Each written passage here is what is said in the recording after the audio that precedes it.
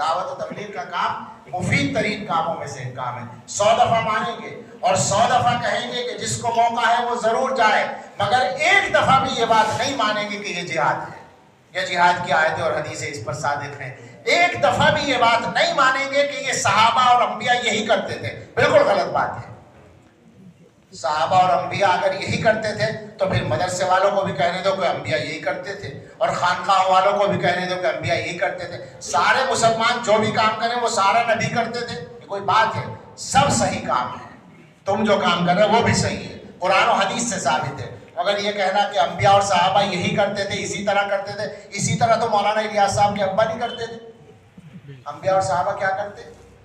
یہ تو طریقہ ایک بعد میں آیا ہے. ضرور جاؤ، ضرور کرو، مگر آدمی بن کر کرو. کوئی ضروری نہیں ہے کہ جو کام کرو اسے سب سے بڑا ہی ثابت کر کے کرو. دین کے سارے کام ہیں. اسی طرح سے مدرسوں والے یا خانقاہوں والے وہ بھی سمجھ لیں اچھی طرح سے کہ یہ کوئی بھی دعویٰ نہ کرے. غیر مسلموں میں تبلیغ کا کام کرنے والے آج کل ایک طریقہ ہے، بعض لوگوں نے یہ دعوے کر رکھے ہیں کہ سب سے بڑا کام وہ یہ.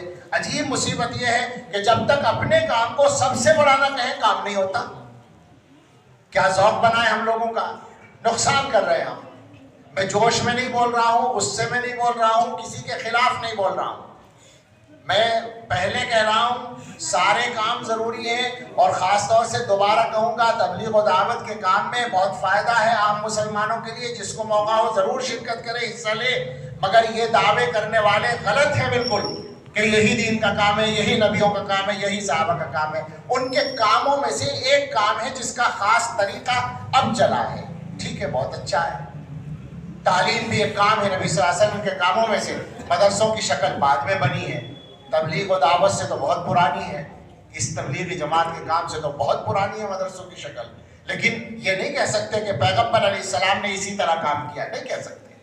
اور تزکیہ یہ پیغمبر علیہ السلام کا سب سے پہلا کام ہے.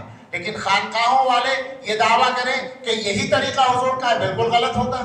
حالانکہ یہ مدرسوں سے بھی پرانا ہے، یہ دور تابعین میں شروع ہو چکا ہے. مگر یہ کہیں کہ پیغمبر یہی کرتے تھے، یہ دعویٰ کرنا غلط ہوگا.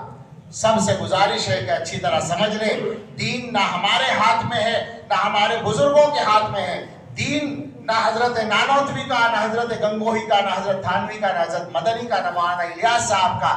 دین اگر ہے تو وہ حضرت محمد الرسول اللہ صلی اللہ علیہ وسلم کا ہے. دین اللہ کا ہے، اور اللہ کے نبی کے صحابہ نے اس کو حضور سے لیا ہے. ان کے طریقے پر، سنت کے طریقے کے مطابق جو دین کو اختیار کرے گا وہ دیندار کہے